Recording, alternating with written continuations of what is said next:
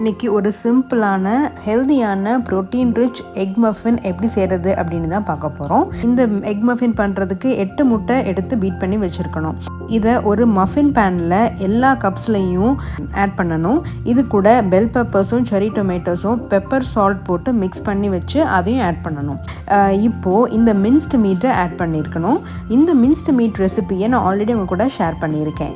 இந்த மிக்சருக்கு மேலேயே parmesan cheese and grated mozzarella colby jack cheese add பண்ணணும்.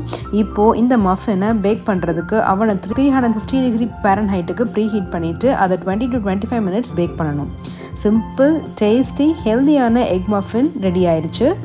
எக்கு கூட அடிஷ்னலாக க்ரீம் இல்லைனா மில்க் ஆட் பண்ணிக்கலாம். எக்குக்கு அடிஷ்னலாக ஃப்ளஃபினஸ் கொடுக்கும். இது ஒரு நல்ல protein rich food. Low carb diet இருக்கவங்க கண்டிப்பாக இதை ட்ரை பண்ணலாம். தேங்க்யூ ஜூலியக்கா ஃபார் ஷேரிங் திஸ் ரெசிபி.